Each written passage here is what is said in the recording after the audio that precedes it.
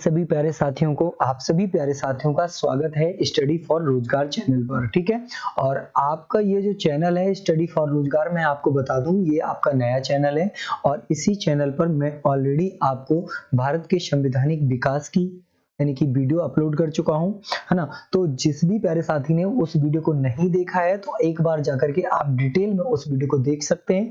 और मैं आपको यहाँ पर बताना यह चाहता हूँ कि जो यहाँ पर PYQ लाए गए हैं प्रीवियस ईयर, है ना, प्रीवियस ईयर पेपर के जो क्वेश्चन लाए गए हैं यहाँ पर कौन कौन से हैं। पहला आपको यहाँ पर मतलब मैं टॉपिक बता दे रहा हूँ, पहला भारतीय संविधान का विकास यानी कि संवैधानिक विकास, और अगर दूसरे की हम बात करेंगे यहाँ पर तो दूसरे यानी कि संविधान सभा की बात करेंगे। तो दो टॉपिक आज की क्लास में कवर होने वाले हैं। टॉप 50 प्रश्न लाए हैं, ठीक है, कितने टॉप 50 प्रश्न बच्चे हम आपके लिए लाए हैं। ये वही प्रश्न है जो आपके लगातार परीक्षाओं में पूछे गए प्रश्न हैं, चाहे वो आपका IAS का परीक्षा हो, चाहे PCS का हो, या UPSSC के द्वारा कराई गई कोई भी परीक्षा हो। ठीक है, तो आइएगा देखते हैं, है ना। पहला प्रश्न आपका लिखा हुआ है, निम्नलिखित में से किस अधिनियम में कोलकाता में सर्वोच्च न्यायालय जो आपका सुप्रीम कोर्ट है इसकी स्थापना का प्रावधान किया गया था।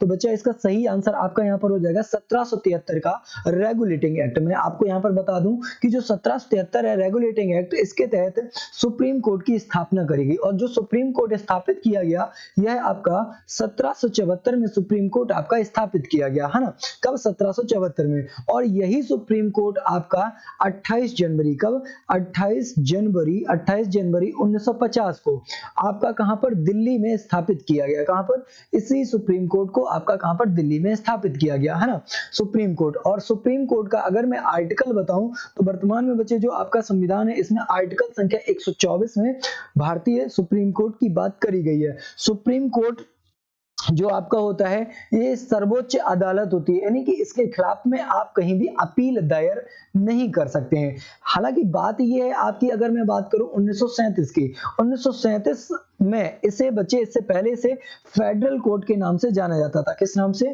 फेडरल कोर्ट, फेडरल, ठीक है, फेडरल कोर्ट के नाम से इसे जाना जाता था। जो ये आपका फेडरल कोर्ट था तो इसमें अगर आपने कोई भी मुकदमा या कोई भी केस दर्ज कराया तो अगर आप इस केस से, जो भी इसने डिसीजन दिया है, अगर आप इस डिसीजन से संतुष्ट नहीं है तो इसी फेडरल कोर्ट के खिलाफ में आप कहां जा सकते थे?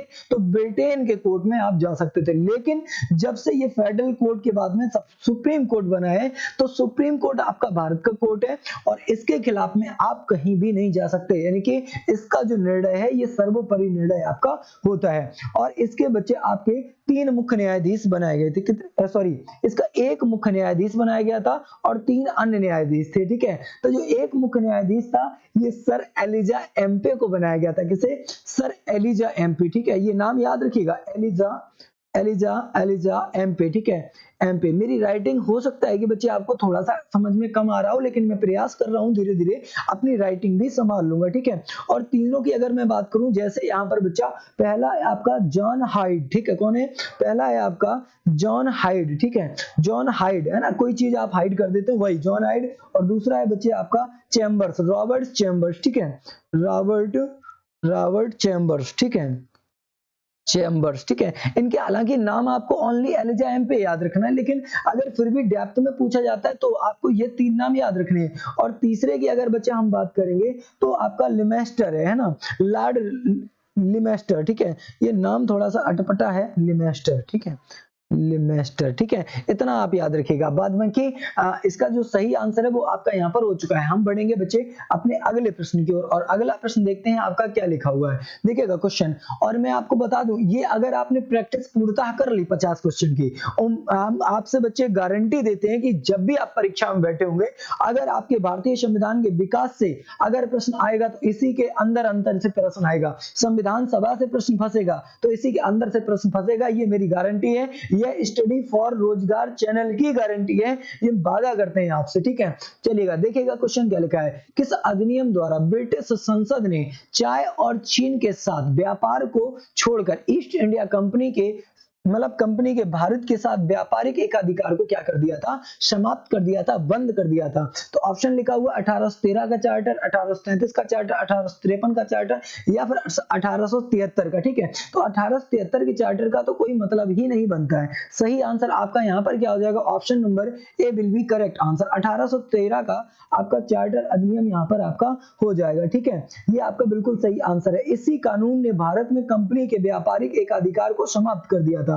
अर्थात ऐसे कहेंगे कि भारतीय व्यापार को सभी ब्रिटिश के लिए खोल दिया गया था, यानी कि ब्रिटिश वाले लोगों के लिए ये क्या कर दिया गया था, खोल दिया गया था। ठीक है, तो ये आपका यहाँ पर क्या हो जाएगा, सही आंसर हो जाएगा। और कंपनी को पुनः अगले 20 वर्षों के लिए, है ना, कंपनी को पुनः अगले 20 वर्षों के लिए, ठीक है, तो ये वर्ष याद रखना है, अगले 20 वर्षों के लिए यहाँ पर क्या किया गया था, भारतीय प्रदेशों में राजस्व पर नियंत्रण स्थापित किया गया। किस पर, जो राजस्व था, राजस्व जो था बच्चे, राजस्व जो था इस पर नियंत्रण स्थापित कर लिया गया।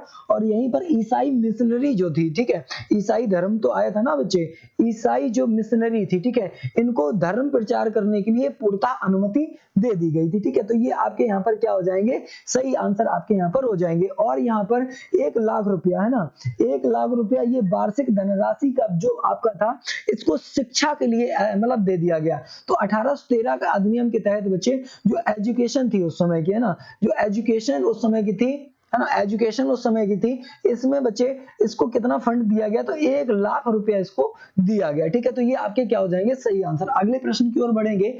अगला क्वेश्चन नंबर तीसरा देखते हैं।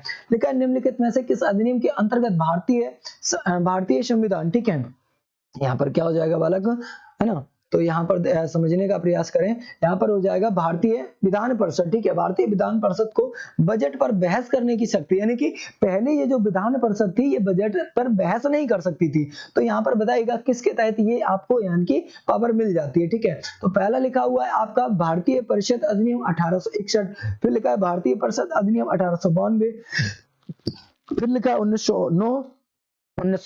तो तीसरे नंबर का सही आंसर बच्चे आपका भारतीय परिषद अधिनियम आपका यहाँ पर कौन सा हो जाएगा, ये 1892 आपका बिल्कुल सही आंसर आपका हो जाएगा। परंतु यहाँ पर जो मतदान है, ठीक है, इनको वोट करने का अधिकार नहीं दिया गया। क्या बच्चा, वोट करने का अधिकार। वही चीज है, मैं आपको बता दूं कि हमने आपको एक एग्जांपल पहले ही बताया था कि आपकी शादी ब्याह करा दिया जाए, शादी करा दिया जाए, और उधर से जब शादी कंप्लीट हो जाए तो आपको बहू दी ना जाए, ठीक है, और कहा जाए आप अपने घर जाइएगा, तो ऐसी स्थितियां यहाँ पर आपकी बन जाती। ठीक है, तो इसका जो सही आंसर है यहाँ पर आपका सही answer option number B will be correct answer हो जाएगा। और निर्वाचन पद्धति का आरंभ भी यहीं से हुआ था। ठीक है, किसका, निर्वाचन पद्धति। ठीक है, तो यहाँ पर बच्चा निर्वाचन पद्धति, ठीक है, जो निर्वाचन पद्धति है आपकी, निर्वाचन जो आपकी पद्धति, इसका भी आरंभ यहीं से हुआ था। आपको मैं एक चीज बता दूं, ये जितने भी एक्ट है आप सभी प्यारे साथी अगर डिटेल से पढ़ना चाहते हैं तो हमारा जो वीडियो डाल दिया गया है संविधान सभा का विकास, या मतलब जो संविधान का विकास, वहां पर विस्तार से आप पढ़ सकते हैं एकदम से। ठीक है, यहाँ पर तो मैं आपको रिवीजन के तौर पे आपको बता रहा हूं। ठीक है, चलेगा, अगला देखिएगा क्वेश्चन नंबर 4 की हम अगर बात करें, ब्रिटिश भारत में सांप्रदायिक प्रतिनिधित्व की व्यवस्था निम्नलिखित में से किस अधिनियम में की गई है। तो 4 नंबर का सही आंसर आपका यहाँ पर हो जाएगा मार्ले मिंटो सुधार। ठीक है, कौन सा, मार्ले मिंटो सुधार 1909 आपका बिल्कुल सही आंसर है। मार्ले बाबू अलग थे, मिंटो बाबू अलग थे। ठीक है, तो मार्ले मिंटो सुधार 1909 अधिनियम के तहत ये कार्य आपका किया गया था। ठीक है, और इस समय बच्चे जो आपका मार्ले इंग्लैंड में भारत के राज्य सचिव थे। ठीक है, तो जो मार्ले थे, ठीक है, ये मार्ले कहाँ थे बच्चे, इंग्लैंड में। ठीक है, कहाँ पर, इंग्लैंड में बच्चे, ये आपके भारत के सचिव थे। ठीक है, भारत सचिव थे। ठीक है, ये क्या थे, इंग्लैंड में भारत सचिव थे। और लॉर्ड मिंटो भारत में वायसराय थे। ठीक है, और अगर मिंटो भाई साहब की बात करें तो ये वायसराय थे। ठीक है, वायसराय, ठीक है, वायसराय, ठीक है, ये क्या थे, ये वायसराय थे। और सत्येंद्र प्रसाद सिन्हा वायसराय की कार्यपालिका परिषद के प्रथम भारतीय सदस्य भी बनाए गए थे। ठीक है, इतना भी आपको याद होना चाहिए। मैं अगर 1935 भारत शासन अधिनियम की बात करूं तो जो 1935 भारत शासन अधिनियम है, इसी का संविधान में सबसे अधिक गहरा प्रभाव देखने को मिला, क्योंकि आपके 395 अनुच्छेद लिखे गए। 395 में से मतलब 250 अनुच्छेद अकेले ही आपके 1935 से ले लिए गए। तो भारतीय संविधान में सबसे अधिक गहरा प्रभाव किस संविधान का, किसका पड़ता है, तो 1935 भारत शासन अधिनियम का पड़ता है। ठीक है, आपके बच्चे विकल्प ठीक है, इसलिए सभी विकल्प को मैं डिस्कस नहीं कर रहा हूं। उसका कारण बच्चे ये है कि इसको मैं ऑलरेडी आपको सारा का सारा डाटा कंफर्म कर चुका हूं, पढ़ा चुका हूं। ठीक है, अगले प्रश्न की बात करें, और यह प्रश्न आपका आप देख सकते हैं कि यहाँ पर मेंस परीक्षा 2015 यानी कि यूपी पीसीएस में आया हुआ है। ठीक है, तो 5th नंबर की अगर हम बात करें तो भारत का संघीय न्यायालय निम्नलिखित में से किस वर्ष स्थापित किया गया? 1935, 1946, 1937, 1947। ठीक है, 5 नंबर का सही आंसर बच्चे आपका क्या हो जाएगा? 1937 आपका बिल्कुल सही आंसर आपका हो जाएगा, जिसे ही आपका फेडरल कोड कहा जाता है। क्या कहा जाता है बच्चा? Federal code. और फेडरल कोड की मैं चर्चा ऑलरेडी आपसे कर चुका हूं। ठीक है, फेडरल कोड को ही बाद में सुप्रीम कोर्ट का दर्जा दे दिया गया और यह 28 जनवरी 1950 को इसकी स्थापना कर दी गई थी। ठीक है, और ये फेडरल कोर्ट जो संघीय न्यायालय 1937 में दिल्ली में आपका स्थापित किया गया था, और इसका मुख्य न्यायाधीश बच्चे आपका सर मॉरिस ग्वेयर था, है ना? मॉरिस ग्वेयर। ठीक है, ये कई परीक्षाओं में पूछा भी जाता है कि संघीय न्यायालय का पहला न्यायाधीश कौन था? तो मॉरिस ग्वेयर को पहला न्यायाधीश नियुक्त किया गया था। ओके, चलेगा, आगे बढ़ेंगे अगले प्रश्न की ओर। और अगला प्रश्न नंबर आपका बच्चा 6 दिया गया है। अगर आपको यह वीडियो अच्छा लग रहा है तो स्टडी फॉर रोजगार को आप एक बार सब्सक्राइब जरूर करें, और अगर अपने साथियों के साथ में बच्चे शेयर कर दें तो क्या ही कहना बच्चे, बहुत अच्छी बात होगी, है ना? चलो, लिखा हुआ है केंद्र में द्वैध शासन, जो डुअल सिस्टम आपका होता है, द्वैध शासन किस अधिनियम के अंतर्गत स्थापित किया गया है? ठीक है, तो 1909 के अधिनियम, या भारत सरकार अधिनियम 1919, या भारत सरकार अधिनियम 1935, या फिर बच्चे 1947, तो बताएगा। और इस प्रश्न की खासियत क्या है? यूपी पीसीएस के प्री परीक्षा 2008 में पूछा जा चुका प्रश्न है। ठीक है, तो 6 नंबर का सही आंसर आपका क्या हो जाएगा? 1935 भारत शासन अधिनियम आपका बच्चा बिल्कुल सही आंसर यहाँ पर आपका हो जाएगा। इसे आप क्या कर सकते हैं? नोट कर सकते हैं। ठीक है, प्रांतों में द्वैध शासन का अंत यहीं से कर दिया गया था। ठीक है, क्या बच्चे? द्वैध शासन का अंत प्रांतों में यहीं से कर दिया गया था आपका, ये आपका बिल्कुल सही आंसर हो जाएगा। और केंद्र में द्वैध शासन प्रणाली प्रारंभ हो गई थी। ठीक है, देखो केंद्र में यहां से क्या होती है? द्वैध शासन प्रणाली को प्रारंभ किया जाता है। ठीक है, ये भी आपको यहाँ पर याद रखना है। अगला प्रश्न देखते हैं, क्वेश्चन नंबर 7। देखिएगा क्या लिखा हुआ है। भारत के संविधान में केंद्र और राज्यों के बीच किया गया शक्तियों का विभाजन इनमें से किसमें उल्लिखित आपका यानी कि उल्लिखित योजना पर आधारित है? बताइएगा सही आंसर क्या हो जाएगा। देखिएगा, ये 2012 में आईएएस की प्री परीक्षा में पूछा गया है। ठीक है, आइए देखते हैं। मार्ले मिंटो सुधार 1909, या मॉन्टेग्यू चेम्सफोर्ड अधिनियम 1919, या फिर बच्चे आपका भारत सरकार अधिनियम 1935, या फिर भारतीय स्वतंत्रता अधिनियम 1947। तो 7 नंबर का सही आंसर आपका 1935 भारत शासन अधिनियम यहाँ पर आपका हो जाएगा। कौन सा? 1935 भारत शासन अधिनियम बच्चे आपका यहाँ पर हो जाएगा। लाइन थोड़ी सी बच्चा डिस्टर्ब हो रही है ना, बाद बाकी मैं लाइन ही सही कर दूं। ठीक है, ठीक है, ये रहा बच्चे 1935 भारत शासन अधिनियम। ठीक है, और इसी के तहत क्या किया गया था? केंद्र और प्रांतों में, कहां पर बच्चे? आपका केंद्र में, है ना? आपके केंद्र में और प्रांतों में। ठीक है, जो केंद्र और प्रांतों में क्या कार्य किया गया था? शक्तियों का विभाजन किया गया। और जो शक्तियों का विभाजन किया गया केंद्र सूची में, है ना? तो यहाँ पर मैं बात करूं, केंद्र सूची में जो शक्तियां थी आपकी 59, है ना? कितने? 59 विषय आपके यहाँ पर रखे गए। कितने? 59 विषय आपके रखे गए। और राज्य सूची में कितने रखे गए? राज्य सूची की अगर हम बात करेंगे तो राज्य सूची में 54 विषय आपके रखे गए। और बच्चे आपके समवर्ती सूची, समवर्ती, है ना? समवर्ती सूची में कितने विषय रखे गए? तो 36 विषय थे, ये याद करिएगा। मैं आपको बता दूं कि जो शक्तियों का विभाजन है, यह आपका शेड्यूल यानी कि अनुसूची संख्या, कौन सा? अनुसूची संख्या 7 में वर्णन किया गया है, जिसमें से जो केंद्र में कानून मतलब जो संघ सूची का विषय होता है, ये संघ का मतलब है ना, संघ। ठीक है, यहाँ पर कानून केंद्र बनाता है, राज्य में कानून बच्चे राज्य सरकार बनाती है, समवर्ती में केंद्र और राज्य दोनों मिलकर के कानून का निर्माण कर लेते हैं। ठीक है, लेकिन जो अवशिष्ट शक्तियां, जो बाहरी मामले होते हैं, जैसे इंटरनेट सेवा है, तो ये भी केंद्र सरकार के द्वारा ही देखा जाता है। ठीक है, चलो 8 नंबर की अगर हम बात करेंगे, 8 नंबर लिखा है निम्नलिखित में से किस अधिनियम ने विधायिका में संघीय विशेषताओं और प्रांतीय स्वायत्तता की शुरुआत की और केंद्र और प्रांतों के बीच विधायी शक्तियों के वितरण का प्रावधान भी किया? बताएगा। अब देखिएगा, ये एसएससी के पॉइंट ऑफ व्यू से कितना इंपॉर्टेंट है। सीजीएल में 2021 में पूछा गया, दोपहर वाली शिफ्ट में। ठीक है, चलो देखते हैं आंसर।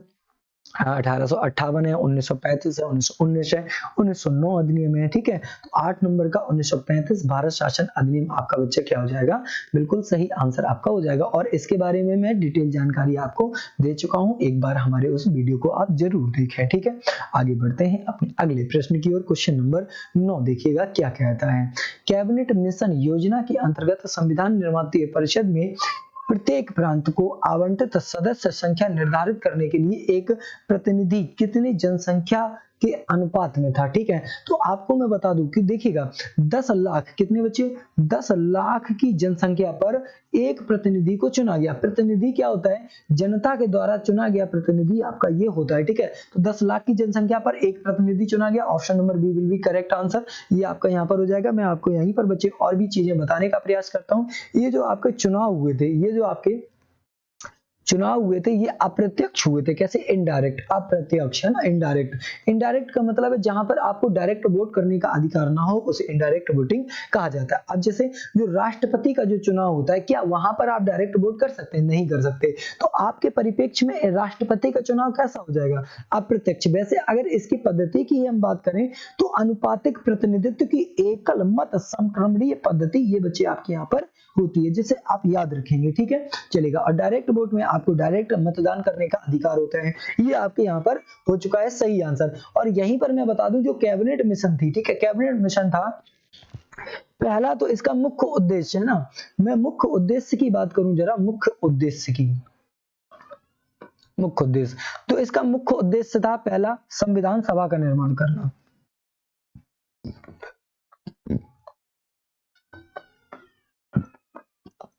संविधान सभा का निर्माण करना, ठीक है। गुरुजी आप पहले ये बताओ कि कैबिनेट मिशन कब आया था। तो कैबिनेट मिशन भारत में कब आया था, 24 मार्च, कब आया था बच्चा, 24 मार्च 1946 को आया था। और किसके द्वारा भेजा गया था, तो उस समय ब्रिटेन के, यूके के प्रधानमंत्री क्लेमेंट एटली हुआ करते थे। कौन से, क्लेमेंट एटली हुआ करते थे। इनके द्वारा बच्चे एक समिति का गठन किया गया, जो 3 सदस्यीय समिति थी, जिसमें कौन कौन शामिल था, ये भी आपके परीक्षा के लिहाज से बहुत ज्यादा इंपॉर्टेंट आपका हो जाता है। मैं आपको यहाँ पर बच्चे बता देता हूँ फटाफट से, आप सुन लीजिएगा। इसमें 3 व्यक्ति थे, कौन कौन थे, इसमें 3 व्यक्ति थे। पहला था पेंथिक लॉरेंस, कौन था बच्चा आपका, पेंथिक लॉरेंस, है ना, पेंथिक लॉरेंस। दूसरा था बच्चे आपका यहाँ पर एबी अलेक्जेंडर, कौन सा, एबी अलेक्जेंडर, ठीक है, एबी अलेक्जेंडर, ठीक है, एबी अलेक्जेंडर था। और फिर था बच्चे आपका यहाँ पर स्टफर्ड क्रिप्स, स्टफर्ड क्रिप्स, ठीक है। तो ये आपके लोग थे, कौन कौन सा, पेंथिक लॉरेंस, एबी अलेक्जेंडर और सर स्टफर्ड क्रिप्स। अब यहाँ पर इंपॉर्टेंट ये हो जाता है कि एक परीक्षा में पूछ लिया गया कि पेंथिक लॉरेंस को उस समय बच्चे कौन सा पद मिला हुआ था, तो ये भारत सचिव था। क्या था बच्चा, यह आपका भारत सचिव था उस समय, ठीक है, पेंथिक लॉरेंस, ठीक है। और यही इस मिशन को लीड भी कर रहा था, किस मिशन को, कैबिनेट मिशन का नेता कौन था, पेंथिक लॉरेंस था। एबी अलेक्जेंडर और स्टफर्ड क्रिप्स, स्टफर्ड क्रिप्स बच्चे आपका व्यापार बोर्ड का अध्यक्ष था। किसका बच्चे, व्यापार बोर्ड का अध्यक्ष था। और अलेक्जेंडर ये क्या था, तो जो अलेक्जेंडर था ये आपका नौसेना मंत्री था। कौन था, नौसेना मंत्री था, ठीक है। तो इतनी चीजें मैंने आपको अभी यहाँ पर बता दी हैं,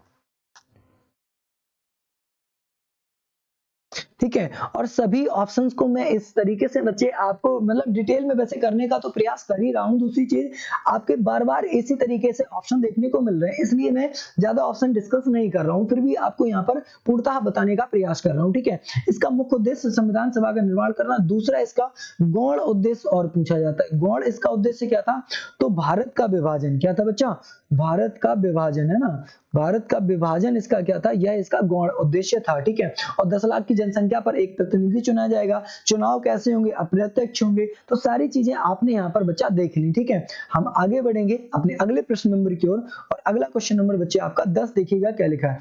1900 यहाँ पर 46 में निर्मित अंतरिम सरकार में कार्यपालिका परिषद के उप सभापति कौन थे, ठीक है।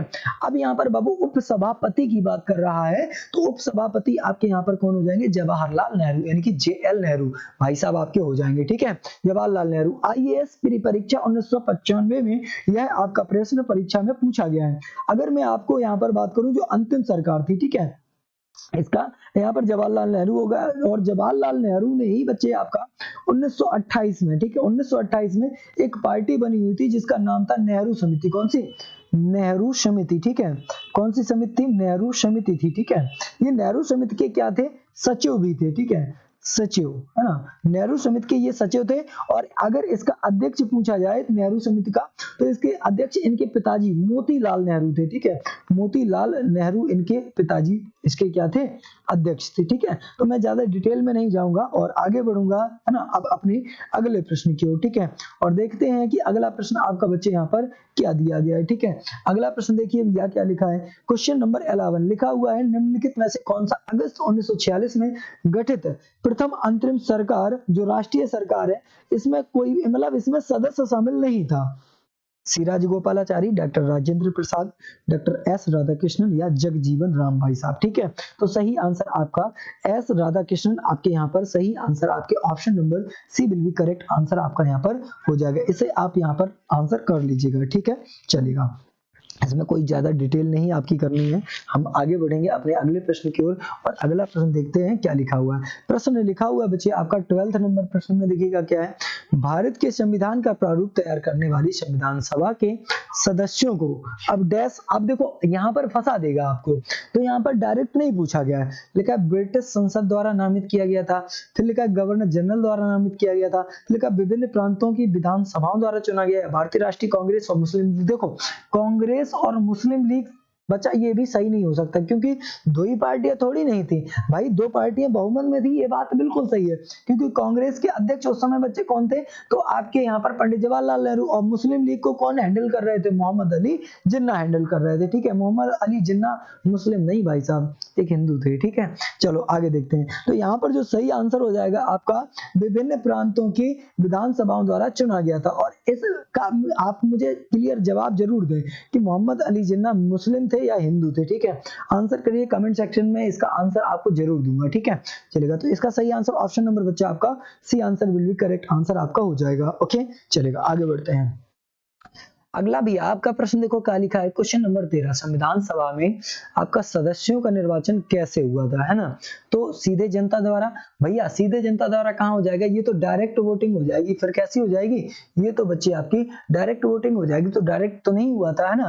फिर क्या है? भारतीय राष्ट्रीय कांग्रेस का नामांकन, ना ना ना बच्चा। फिर लिखा है भारतीय राज्यों के मतलब जो शासक थे उनके नामांकन द्वारा किया गया था। तो 13 नंबर का सही आंसर आपका क्या हो जाएगा? प्रांतीय सभाओं के द्वारा। किसके द्वारा?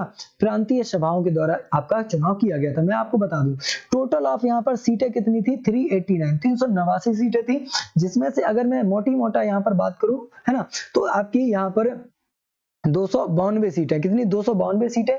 यह आपकी 11 प्रांतों से चुनी गई थी। कितने?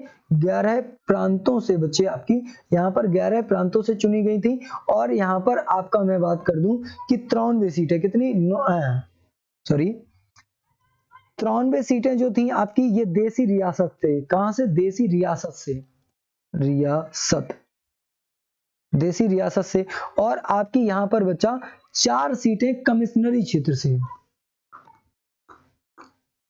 कमिश्नरी क्षेत्र से। तो इस तरीके से आपकी ये यहाँ पर सीटें थी। अब 292 में से कांग्रेस को कितनी? 208 सीटों पर विजय प्राप्त हुई और मुस्लिम लीग को मात्र 73 सीटें मिली। अब जब मुस्लिम लीग को 73 सीटें मिली तो इसने अपनी कमजोर स्थिति को देखते हुए संविधान सभा का बहिष्कार कर दिया। और कब कर दिया? तो 9 आपका यहाँ पर संविधान सभा की पहली बैठक, है ना। तो संविधान सभा की पहली बैठक कब हुई थी? 9 दिसंबर 1946 को हुई थी। कब? 9 दिसंबर 1946। पहले ही बहिष्कार कर दिया और यहीं पर ये मांग रख दी कि हमें अलग देश का निर्माण करना है। क्या करना? अलग देश का निर्माण करना है, ठीक है। चलो 93 देशी रियासतों से बच्चे आपके चुने गए थे लोग। अब देशी रियासतें उस समय 552 देशी रियासतें थी, जिनमें से आपकी जब देशी रियासतें टूटी तो 13 देशी रियासतें कहाँ चली गई? 13 देशी रियासतें बच्चे पाकिस्तान में चली गई। और आपकी 552 देशी रियासतें, है ना, 565 थी टोटल, ठीक है। 552 देशी रियासतें भारत में मर्ज हो गई। और भारत में मर्ज कराने का कार्य किसके द्वारा किया गया? तो देशी रियासतों को मर्ज कराने का कार्य आपका यहाँ पर सरदार वल्लभ भाई पटेल के द्वारा किया गया, है ना। किसके द्वारा? सरदार पटेल।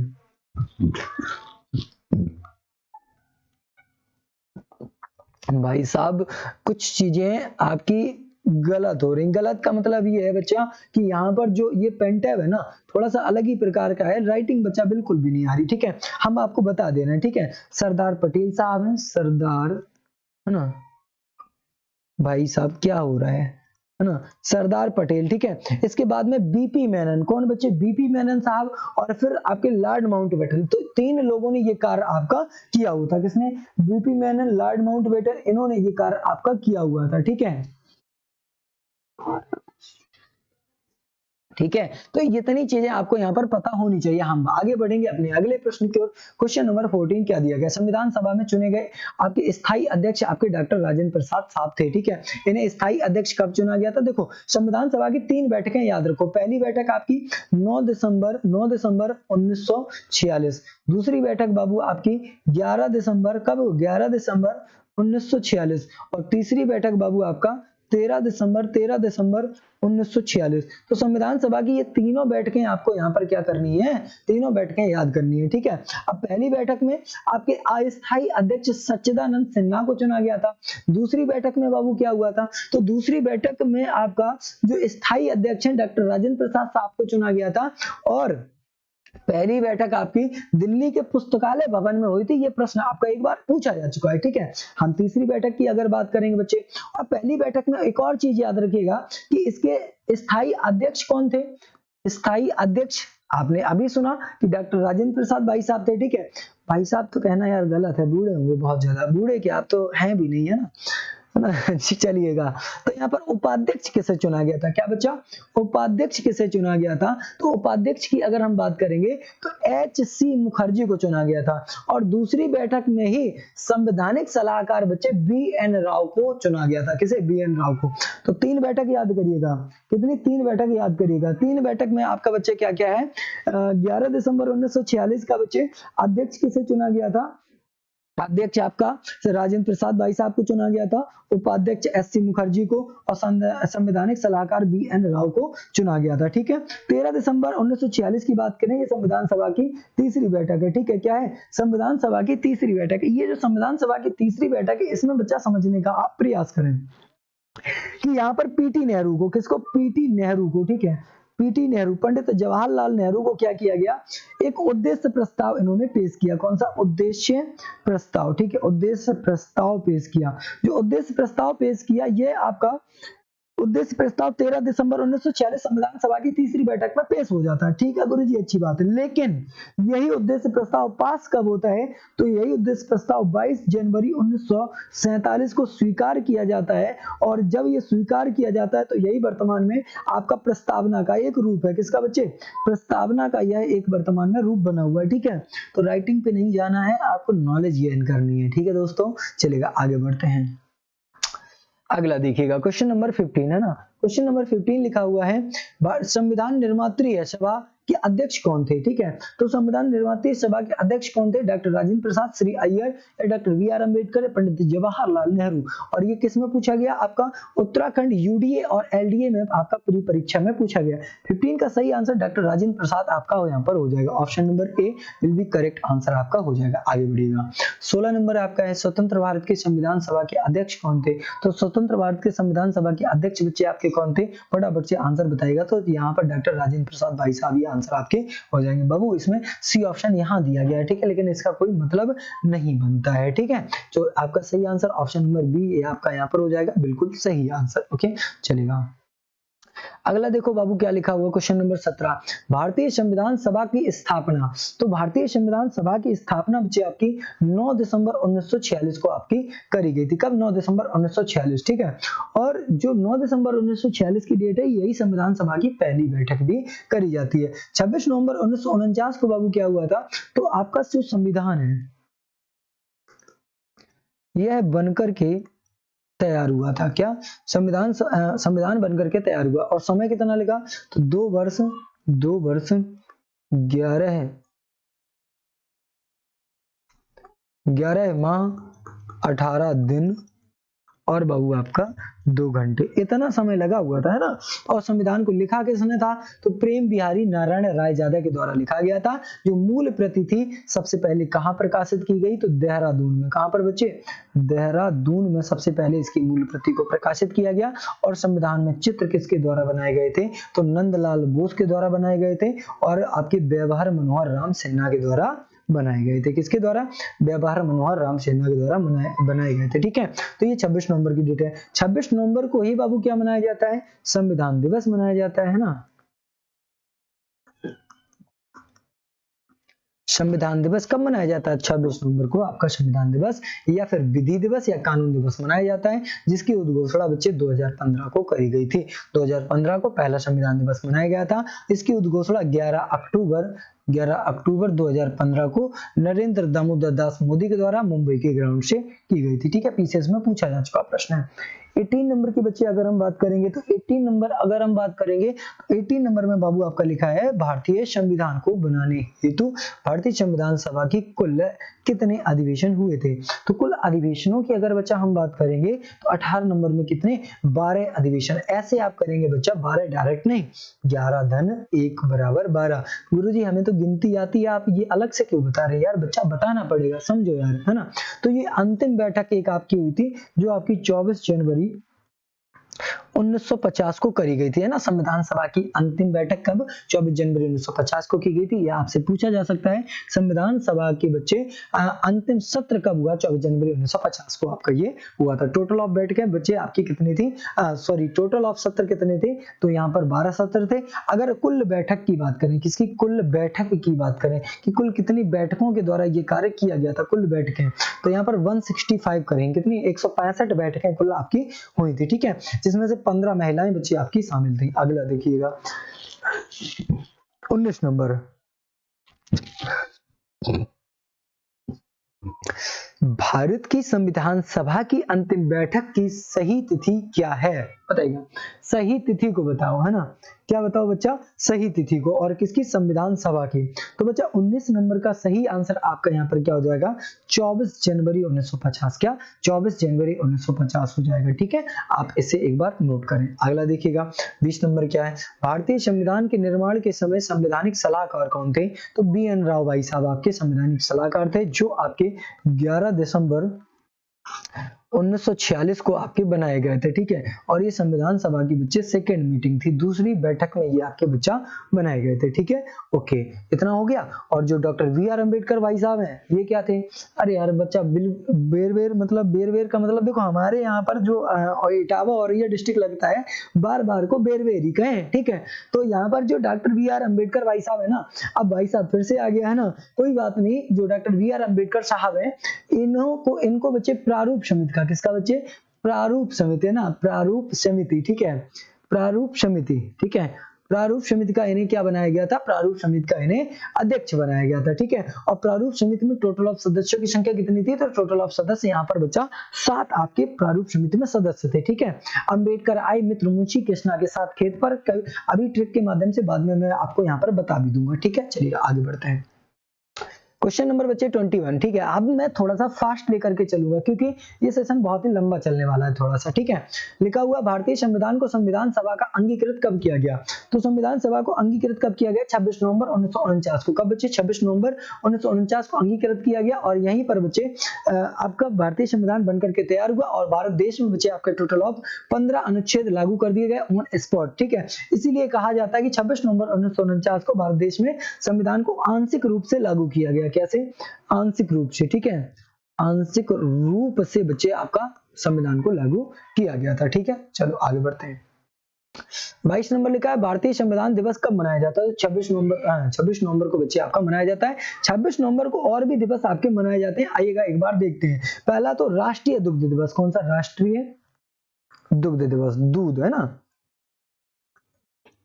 पहचान जाएंगे ना आप, समझ जाएंगे। ठीक है, फिर बच्चे आपका पर्यावरण, है ना, पर्यावरण दिवस, अरे नहीं बच्चा, पर्यावरण संरक्षण दिवस, है ना, पर्यावरण संरक्षण दिवस, संरक्षण दिवस। गुरुजी आप गलत पढ़ा रहे हैं, नहीं यार बालक गलत नहीं है, आप थोड़ा समझिए। पर्यावरण दिवस आपका कब मनाया जाता है, तो 5 जून को मनाया जाता है, लेकिन पर्यावरण संरक्षण दिवस आपका कब मनाया जाता है? तो 26 नवंबर को ही मनाया जा रहा है। समझ में आ गया? और यहाँ पर बच्चे आपका ये विधि दिवस आपका हो जाएगा, है ना, विधि दिवस। इतनी चीजें आपको बाबू समझ में आ चुकी हैं यहाँ पर? अगर आ चुकी हैं तो एक बार यार थम्स अप कर दो यार, लाइक कर दो वीडियो को। अगर आपने स्टडी फॉर रोजगार को सब्सक्राइब नहीं किया है तो यार सब्सक्राइब कर लो। हमारी भी तो कुछ भावनाएं हैं, है ना, तो भावनाओं को समझिए, वाणी में क्या रखा है। हो अगर साथ साथी का तो हार का मजा क्या चखा है। आप ही हमारे वो साथ देने वाले साथी हैं जो मुझे जिताएंगे, जो मुझे आगे ले जाएंगे, जो मुझे मोटिवेट करेंगे, है ना। तो आपसे ही प्रेरणा मिलती है। और आप अगर बहुत अच्छी अच्छी कमेंट भी करते हैं तो बहुत अच्छा लगता है, लाइक करते हैं तो और अप्रिशिएट मिलता है ना। तो चलिएगा आगे बढ़ते हैं क्वेश्चन नंबर 23 की ओर। 23 में लिखा हुआ भारतीय संविधान दिवस। अरे बच्चा फिर से वही आ गया है ना, 26 नवंबर को मनाया जाता है। ठीक है, एक और प्रश्न इसी तरीके से आपका मिल सकता है। ठीक है, 24 नंबर देख लीजिएगा। निम्नलिखित में से सुझाव दिया गया था कि भारत की स्वतंत्रता के बाद भारतीय राष्ट्रीय कांग्रेस को एक राजनीतिक दल के रूप में भंग कर दिया जाना चाहिए। अब बताओ, कांग्रेस को एक राजनीतिक दल के रूप में भंग कर दिया जाना चाहिए। अब ये किसके द्वारा कहा गया था? 24 नंबर का सही आंसर बच्चे आपके महात्मा गांधी जी के द्वारा यह कथन कहा गया था। ये यूपी पीसीएस के मेंस परीक्षा 2011 में पूछा जा चुका है। ठीक है, 25 नंबर की बात करेंगे। किसने कहा था? संविधान सभा कांग्रेस थी, और कांग्रेस आपका यहाँ पर भारत था। ठीक है, बताएगा ऑस्टिन के द्वारा या CR यहाँ पर एटली के द्वारा, विंस्टन चर्चिल के द्वारा, लॉर्ड माउंटबेटन के द्वारा। तो 25 नंबर का बाबू सही आंसर आपका यहाँ पर क्या है? ग्रेनविले आपका यहाँ पर क्या हो जाएगा? यहाँ पर बच्चे आपका ग्रेनविले ऑस्टिन बच्चे आपका ये हो जाएगा। ठीक है, option number A will be correct answer, है ना। अगला देखते हैं 26 नंबर। ठीक है, अगला देखते हैं, है ना। ठीक है, निम्नलिखित में से संविधान सभा की संघ संविधान समिति का अध्यक्ष कौन था? तो संघ संविधान समिति का अध्यक्ष कौन था? 26 नंबर का सही आंसर बच्चे पंडित जवाहरलाल नेहरू आपके बिल्कुल सही आंसर आपके हो जाएंगे, है ना। जेबी कृपलानी, ये जो जेबी कृपलानी भाई साहब दिख रहे हैं ना, ये सुचेता कृपलानी के पति देव थे। किसके? सुचेता कृपलानी। और सुचेता कृपलानी ही 1963 से 1967 तक बच्चे उत्तर प्रदेश की पहली महिला मुख्यमंत्री आपकी बनाई गई थी। ठीक है, चलेगा। जेबी कृपलानी की अध्यक्षता, ये झंडा समिति के क्या थे बच्चा? ये झंडा समिति के आपके अध्यक्ष थे। ठीक है, चलेगा आगे बढ़ेंगे। 27 नंबर, भारत के संविधान को बनाने वाली संविधान सभा में कितनी महिलाएं थी? टोटल ऑफ 15, जिसमें से जिस दिन बैठक हुई थी तो 9 प्रेजेंट हुई थी, है ना। 9 महिलाएं। आप जानते ही हैं, महिलाएं अगर 20 महिलाएं कह रही कि हम चलेंगे, बाद में जब चलती हैं तो मात्र 4-6 जाती हैं, है ना। यहाँ तब भी ज्यादा पहुंच गई थी। आगे बढ़िएगा। यहाँ पर मैं किसी को क्रिटिसाइज नहीं कर रहा हूँ, बस एक हंसी मजाक के तौर पे आपको याद हो जाए, बस इतनी बड़ी चीज है। ठीक है, अल्लादी कृष्ण स्वामी अय्यर भारत की संविधान सभा के डैश के अध्यक्ष थे। अब किसके थे? ये आपका CGL के द्वारा पूछा गया प्रश्न है। ए ऑप्शन लिखा प्रत्यक्ष पत्र समिति, या संघ शक्ति समिति, कार्यसूची समिति, या मौलिक अधिकार उप समिति। 28 नंबर का बाबू सही आंसर आपका हो जाएगा प्रत्यक्ष पत्र समिति के ये क्या थे? आपके अध्यक्ष थे। Option number A will be correct answer आपका बच्चे यहाँ पर हो जाएगा। संघ शक्ति समिति के अध्यक्ष बच्चे आपके, तो यहाँ पर JL नेहरू भाई साहब, है ना, JL नेहरू भाई साहब आपके हो जाएंगे। ठीक है, अगला देखते हैं। लिखा हुआ 29 नंबर में जीबी मावलंकर, गणेश वासुदेव मावलंकर भारत की संविधान सभा के अध्यक्ष थे।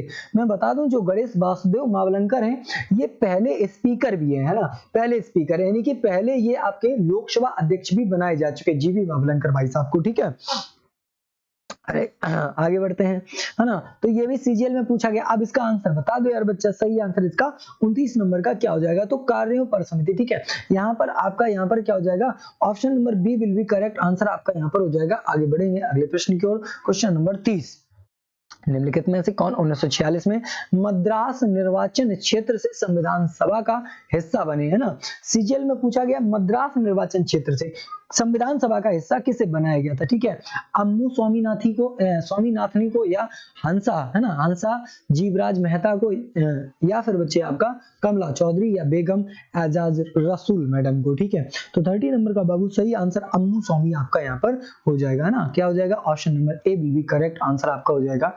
बच्चे मैं आपको बता दूं, जैसे डॉक्टर B.R. अम्बेडकर भाई साहब थे, इन्होंने पहले चुनाव लड़ा था, कहां से, यहाँ पर पहले चुनाव लड़ा था इन्होंने मुंबई की सीट से। तो मुंबई की सीट से ये चुनाव हार जाते हैं, तो इन्हें संविधान सभा में बैठना था। तो आपके जवाहरलाल यहाँ पर डॉक्टर राजेंद्र प्रसाद ने कहा कि इन्हें कुछ भी करो संविधान सभा में पहुंचाओ, नहीं तो इनके बिना संविधान सभा अधूरी रहेगी।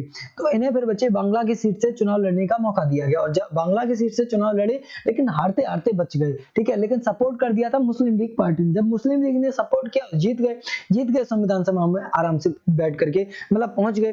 और जब आपके यहाँ पर संविधान सभा चल रही थी, यहाँ पर क्या हुआ कि आपका भारत और पाकिस्तान का बाद में क्या हो जाता है, विभाजन हो जाता है 1947 में। जब विभाजन हो जाता है तो एक और दिक्कत आकर के खड़ी हो जाती कि ये जो बांग्ला वाली सीट थी जहां से ये चुनाव जीते थे, ये सीट चली जाती है आपकी बांग्लादेश में। अब जब ये बांग्लादेश में सीट चली जाती है तो अब ये फिर से दिक्कत में आ गए। तो फिर से M.R. जयकर की सीट, यानी कि जो मुंबई से जीते हुए थे, उनकी सीट से उन्हें इस्तीफा दिलवाया गया। तब जाकर के ये यहाँ पर जाकर के फिर से विराजमान हुए थे, ठीक है। चलो, काफी संघर्ष मतलब इनका रहा था, ठीक है। संविधान सभा की प्रारूप समिति के अध्यक्ष, यार मतलब प्रारूप समिति में कितने सदस्य थे, तो टोटल ऑफ भैया सदस्य की संख्या 7 थी। 6 धन 1 बराबर 7 है ना। एक आपके मुख्य जो आपके B.R. अम्बेडकर हो जाएंगे और 6 अन्य सदस्य हो जाएंगे, ठीक है।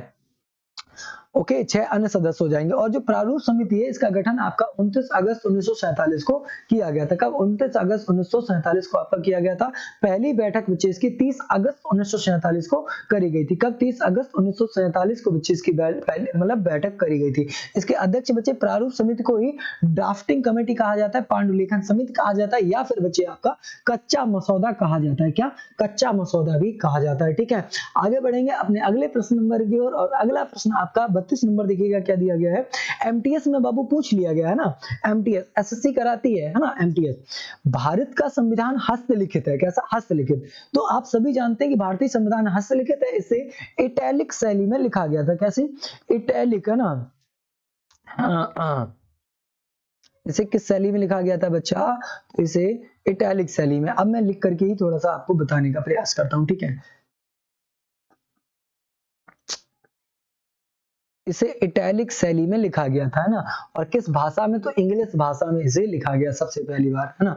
इंग्लिश भाषा में इसे लिखा गया था, ठीक है। किसके द्वारा लिखा गया था? तो प्रेम बिहारी नारायण राय जादा के द्वारा इसको लिखा गया था, है ना। प्रेम बिहारी नारायण राय जादा। इनकी एक शर्त भी थी बच्चा कि हम संविधान तभी लिखेंगे जब हमारा हर एक पन्ने पर नाम होगा। तो पंडित जवाहरलाल नेहरू जो थे, उन्होंने इनकी शर्त को मान लिया था, ठीक है, कि प्रेम बिहारी नारायण राय जादा भाई साहब तुम लिख लो यार, कोई दिक्कत नहीं है। क्योंकि ये इनका जन्म 1901 में हुआ था दिल्ली में, ठीक है।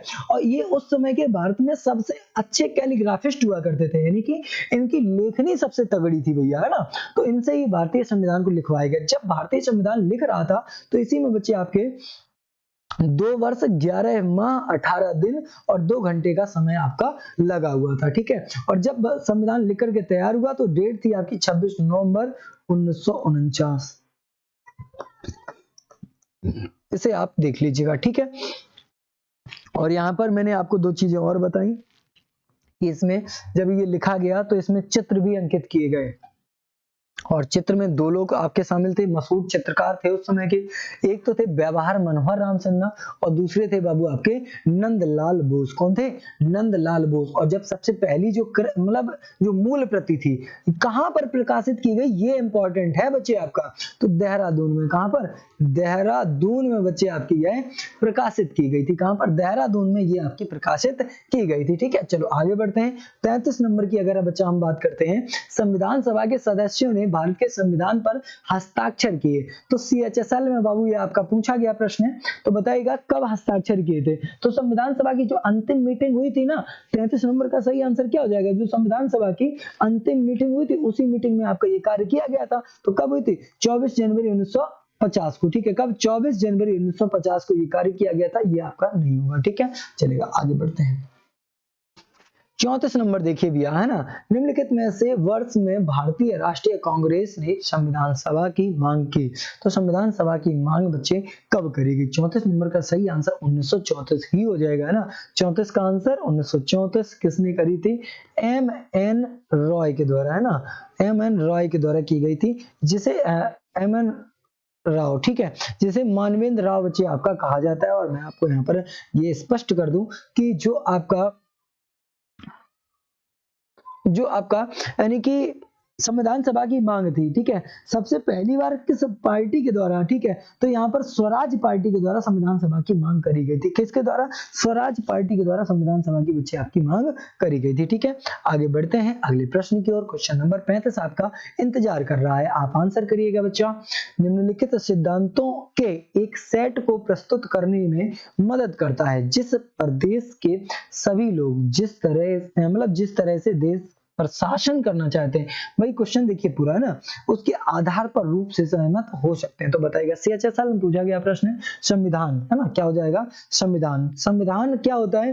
ये देखो, ये मैंने डिटेल वीडियो में बताया हुआ है, आपका जो पहली वीडियो आपकी पड़ी हुई। संविधान क्या होता है? किसी भी देश का सर्वोच्च कानून ही उस देश का संविधान कहलाता है, जिसे वहां की जनप्रतिनिधि के द्वारा तैयार किया जाता है। किसके द्वारा? जिसे वहां की जनप्रतिनिधि, जो जनता के द्वारा चुना गया प्रतिनिधि होता है, उसे ही जनप्रतिनिधि कहते हैं, है ना। 36 नंबर की अगर हम बात करेंगे तो लिखा है भारत के संविधान सभा के मसौदा समिति के अध्यक्ष। तो यहाँ पर आपके कौन हो जाएंगे? मसौदा समिति के अध्यक्ष बच्चे आपके डॉक्टर BR अम्बेडकर भाई साहब आपके हो जाएंगे। 36 नंबर का सही आंसर डॉक्टर BR अम्बेडकर आपका यहाँ पर हो जाएगा। और जो आपका 6 दिसंबर को महापरिनिर्वाण दिवस मनाया जाता है, कौन सा? 6 दिसंबर को बच्चे आपका, है ना, 6 दिसंबर को महापरिनिर्वाण दिवस आपका मनाया जाता है। ये आपका ऑप्शन नंबर बच्चा डी आंसर बिल्कुल सही हो चुका है। ठीक है, आगे बढ़ेंगे अपने अगले प्रश्न नंबर की ओर। क्वेश्चन नंबर 37 आपके इंतजार में है। भारत में हर साल संविधान दिवस कब मनाया? भाई इसको 2 बार में बता चुका हूँ, फिर भी आ गया, कोई बात नहीं, लो फटाफट से कर लो। 26 नवंबर, है ना। 11 अक्टूबर 2015 को इसकी आधिकारिक घोषणा करी गई थी PM नरेंद्र मोदी के द्वारा। कहां से करी गई थी? तो मुंबई के ग्राउंड से करी गई थी। ठीक है, आगे देखते हैं अगला क्वेश्चन नंबर 38 की बात करते हैं। निम्नलिखित में से किसने भारतीय संविधान की प्रस्तावना को भारतीय संविधान की राजनीतिक कुंडली के रूप में वर्णित किया है? देखो, आपको मैं बात करूं, आर्टिकल 32 को तो डॉक्टर BR अम्बेडकर ने इस भारतीय संविधान की आत्मा और हृदय कहा है, लेकिन आपके जब अलग से तत्व पूछे जाए तब आप फंसने लगते हैं। ठीक है, तो 38 नंबर का सही आंसर आपका क्या हो जाएगा? KM मुंशी भाई साहब आपके हो जाएंगे। ठीक है, तो यहाँ पर कन्हैया लाल माणिक लाल मुंशी आपका बिल्कुल सही आंसर आपका हो जाएगा। ठीक है, आगे बढ़ते हैं अगले प्रश्न नंबर की ओर और देखते हैं बच्चे अगला प्रश्न आपका क्या लिखा हुआ है। ठीक है, देखिएगा 39 नंबर में क्या है लिखा हुआ है बच्चे। वह कौन सा अधिनियम था जिसने भारत में सत्ता ब्रिटिश ईस्ट इंडिया कंपनी से ब्रिटिश क्राउन को स्थानांतरित कर दिया था? ठीक है, तो जो आपका क्राउन था उसको क्या कर दिया था? स्थानांतरित कर दिया था। ठीक है, बताइएगा सही आंसर क्या होगा? 1833 होगा, 1947 होगा, 1835 होगा या 1858 होगा। ठीक है, तो 39 नंबर का सही आंसर बच्चे आपका यहाँ पर क्या हो जाएगा? 1858 का अधिनियम। ठीक है, तो डी ऑप्शन आपका सही आंसर दिख रहा है, आप डी ऑप्शन को सही आंसर कर लीजिएगा। ठीक है, आगे बढ़ते हैं अगले प्रश्न की ओर और अगला प्रश्न देखते हैं भैया आपका क्या लिखा है। अगला क्वेश्चन नंबर बच्चे आपका 40 लिखा है। निम्नलिखित में से किस अधिनियम द्वारा बच्चे भारत के गवर्नर जनरल को अध्यादेश जारी करने की शक्ति दी गई? देखो, जो आपका ऑर्डिनेंस होता है, पहले तो ये कौन कौन जारी कर सकता है भैया? ये राष्ट्रपति महोदय जारी कर सकते हैं। कौन? राष्ट्रपति और राज्यपाल अभी वर्तमान में, है ना। तो राष्ट्रपति आर्टिकल 1, 2, 3 के तहत करता है और राज्यपाल बच्चे 213 के तहत करता है। ये अध्यादेश आपका होता है। अध्यादेश की जो अधिकतम बच्चे आपकी अवधि होती है, ये 42 दिन के अंदर अंदर बच्चे आपका क्या होना चाहिए? पास हो जाना चाहिए। ठीक है, नहीं तो ये स्वतः ही समाप्त हो जाता है। और राष्ट्रपति एक समय में कितने भी अध्यादेश ला सकता है, ये भी प्रोविजन आपका होता है। ठीक है, चलो इसका 40 नंबर का सही आंसर क्या हो जाएगा? आपका 1861 का अधिनियम, है ना। तो ऑप्शन नंबर बच्चा B will be correct answer आपका यहाँ पर हो जाएगा। इसे आप यहाँ पर क्या कर लीजिएगा? सही आंसर आप लोग यहाँ पर कर लीजिएगा। अगला देखते हैं 41 नंबर में लिखा है मार्ले मिंटो सुधार का उद्देश्य क्या था? पृथक निर्वाचन प्रणाली या फिर बच्चे आपका भारतीयों की भागीदारी बढ़ाना या युद्ध में सहयोग हेतु तैयार करना या पूर्ण स्वतंत्रता देना? ठीक है, तो यूपीएससी ने बच्चे आपका ये 1992 में पूछ लिया है। ठीक है, तो सही आंसर 41 नंबर का क्या हो जाएगा? पृथक निर्वाचन प्रणाली, यानी कि जो निर्वाचन की प्रणाली की जो व्यवस्था है इसको क्या कर दिया जाना चाहिए? अलग अलग कर दिया जाना चाहिए। ठीक है, अगला क्वेश्चन बताया, अगला क्वेश्चन देखते हैं क्या है। ठीक है, चलिएगा 42 नंबर देखते हैं आपका क्या है। मॉन्टेग्यू चैम्प जंकफूड सुधार प्रावधानों का सार था। तो किसका सार था? फटाफट से 42 नंबर का सही आंसर बताओ। प्रांतों में दोहरा शासन। क्या बच्चे? आपका जो प्रांतों में दोहरी शासन व्यवस्था थी, यह इसका बच्चे क्या था? प्रावधान यहाँ पर था। ठीक है, अगले बच्चे 42 के बाद 43 नंबर की हम बात करेंगे। लिखा हुआ है 1946 में जो कैबिनेट मिशन आया था ना, 24 मार्च को। कब बच्चे? 24 मार्च 1946। इसकी बात चल रही थी 19 फरवरी से, लेकिन 19 फरवरी को ला नहीं पाए थे ना। तो तीनों व्यक्ति तैयार होकर के कब आते हैं? एक तो पेंथिक लॉरेंस होता है, एक तो स्टफर्ड क्रिप्स होता है, एक तो आपका एबी अलेक्जेंडर होता है, और ये नहीं होता है। ठीक है, तो सदस्य नहीं था, तो ये नहीं था, ये आपका यहाँ पर हो जाएगा, है ना। आपको मैं यहाँ पर बता दूं कि जो पेंथिक लॉरेंस था, ये भारत सचिव था, और स्टफर्ड क्रिप्स कौन था बच्चे? और आपका एबी अलेक्जेंडर। ठीक है, तो यहाँ पर एक नौसेना मंत्री था और एक बच्चे आपका व्यापार बोर्ड का अध्यक्ष आपका बनाया गया था। लेकिन इस मिशन को लीड करने वाले व्यक्ति का नाम कौन है? तो आपका लॉर्ड आपका यहाँ पर पेंथिक लॉरेंस आपका हो जाएगा। ठीक है, चलेगा, आगे बढ़ते हैं। क्वेश्चन नंबर 44 की अगर बाबू हम बात करें तो भारत के संविधान लागू होने तक स्वतंत्रता के पश्चात इसका मतलब जो शासन है, इसका शासन किसके अंतर्गत चलाया गया था? ठीक है, तो यहाँ पर लिखा है भारतीय नेताओं के परामर्श से बने कानून द्वारा, या इंग्लैंड के संविधान के अनुसार, या 1935 भारत शासन अधिनियम के तहत, या उपयुक्त में से कोई नहीं। तो 44 नंबर का सही आंसर क्या हो जाएगा? हमने एक संविधान बना लिया था, है ना, 1935 भारत शासन अधिनियम। ठीक है, लेकिन इससे पहले आपका 1928 में जो आपकी नेहरू समिति बनाई गई थी, उसके तहत बच्चे आपका 90 दिन के अंदर एक काम चलाओ संविधान बना लिया गया था। ठीक है, चलेगा, आगे बढ़ते हैं क्वेश्चन नंबर 45 की ओर, जिसमें लिखा है भारतीयों को वर्ष 1947 में सार्वभौम, ठीक है, सार्वभौम सत्ता सौंपने की योजना निम्नलिखित में से की मतलब से की नाम से जानी गई। ठीक है, थोड़ा सा बच्चे इसका आंसर बताएगा। डूरंड योजना, मिंटो मार्ले सुधार मतलब योजना या सुधार भी कह सकते हैं। ठीक है, या फिर माउंटबेटन योजना, या बेबल योजना, बेबल प्लान। ठीक है, तो 45 नंबर का सही आंसर बच्चे मार्ले, ये आपका माउंटबेटन योजना हो जाएगी। कौन सी? माउंटबेटन योजना आपकी यहाँ पर हो जाएगी। ठीक है, चलेगा। और डूरंड आप जानते ही हैं, है ना, सर मार्टिन डूरंड के द्वारा भारत और अफगानिस्तान के बीच में सीमा का निर्धारण किया गया था। भारत में सचिव का पद किसके द्वारा निर्मित किया गया था? तो सचिव का पद। तो सही आंसर बच्चे इसका क्या हो जाएगा? यहाँ पर सचिव का पद।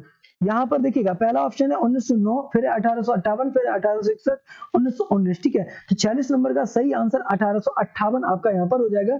Option number B will be correct answer आपका हो जाएगा। ये आरआरबी 2009 और बच्चे आपका बीपीएससी जो बिहार बोर्ड कराता है 2011 में भी पूछा जा चुका प्रश्न है।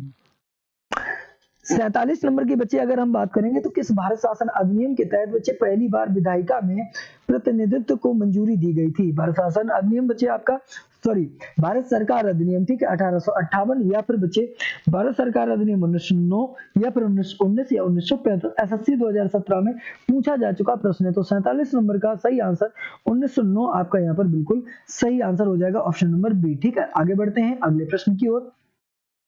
अगला प्रश्न नंबर 48 दिया गया है आपका, टोटल 49 है।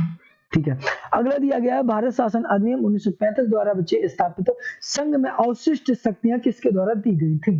तो बताइएगा सही आंसर बच्चे इसका क्या हो जाएगा? यहाँ पर इसका सही आंसर गवर्नर जनरल। ठीक है, तो सही आंसर क्या हो जाएगा बच्चा? गवर्नर जनरल के द्वारा यहाँ पर ये शक्तियां दी गई थी। अंतिम प्रश्न बच्चे आपका आ चुका है और बताएगा सही आंसर क्या होगा। किस अधिनियम को मॉन्टेग्यू चेम्सफोर्ड सुधार के नाम से जाना जाता है? अब यहाँ ऑप्शन दिए गए 4 और आपको इसका आंसर करना है बाबू कहां पर? कमेंट सेक्शन में। तो सभी प्यारे साथी अब इसका आंसर कहां पर करेंगे? कमेंट सेक्शन में आंसर करेंगे। और अगर हमारे द्वारा ये बनाया गया वीडियो बच्चे आपको पसंद आता है, या फिर आपकी मतलब मेरी मेहनत आपको जेन्युइन लगती है कि हाँ मेहनत करी गई है, तो बच्चे आप एक बार लाइक कर दीजिएगा। आप मेरे साथी एक बार लाइक कर दीजिएगा। और अगर स्टडी फॉर रोजगार को आपने सब्सक्राइब नहीं किया है तो एक बार सब्सक्राइब भी कर दीजिएगा। बाद बाकी ये दूसरा ही वीडियो है, अगर कोई भी इसमें कमी रह गई है तो बच्चे आप कमेंट सेक्शन में मुझे बता सकते हैं एक बार। ठीक है दोस्तों, तो अब हमारी मुलाकात होगी आपसे नेक्स्ट सेशन में। सभी प्यारे साथियों को थैंक यू, जय हिंद, राधे राधे।